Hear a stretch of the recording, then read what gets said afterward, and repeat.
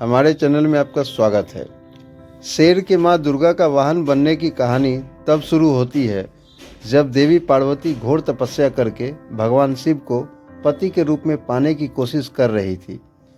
सालों तक तप करने के बाद माता पार्वती को भोले भंडारी अपनी पत्नी के रूप में अपना लेते हैं। इसी बीच तपस्या की वजह से माँ पार्वती का रंग काफ़ी काला पड़ गया था। एक दिन ऐसे ही बातचीत के दौरान भगवान शिव माँ पार्वती को काली कह देते हैं। यह बात उन्हें पसंद नहीं आती। वो नाराज होकर दोबारा तप करने के लिए चली जाती हैं। एक दिन बाद घूमते घूमते एक शेर घोर तप कर रही माँ पार्वती के पास पहुंचा। उन्हें खाने की इच्छा से वो वहां घूमता रहा। माँ को तप में लीन देखकर शेर भी वही इंतजार करता रहा। देवी का इंतजार करते करते सालों बीत गए। शेर माँ पार्वती के तेज की वजह से उनके पास नहीं पहुंच पाता था। कोशिश करता और असफलता हाथ लगने पर दोबारा लौटकर कोने में बैठ जाता।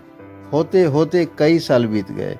माँ के तप से खुश होकर भगवान शिव प्रकट हुए और माँ से मन चाहा वर मांगने को कहा। देवी पार्वती अपना गोरा रंग वापस चाहती हैं।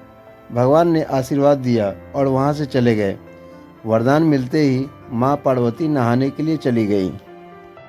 नहाते ही उनके शरीर से एक और देवी का जन्म हुआ जिनका नाम कौशिकी पड़ा।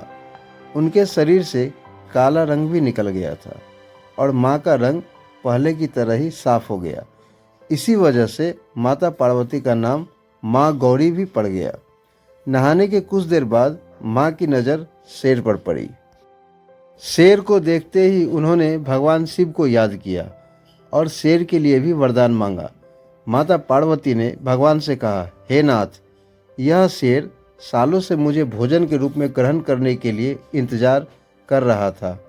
मेरे पूरे तप के दौरान यह यहीं था। जितना तप मैंने किया है उतना ही तपस्या इसने भी की है।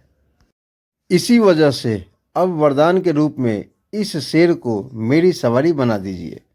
भगवान ने प्रसन्न होकर माता की बात मान ली और शेर को उनकी सवारी बना दिया। आशीर्वाद मिलने के बाद माता शेर पर सवार हो गई और तभी से उनका नाम माँ शेरावाली और दुर्गा पड़ गया। यदि हमारी कहानी आप लोग को अच्छी लगी हो तो हमारे चैनल को लाइक और सब्सक्राइब जरूर करें। जय माता दी।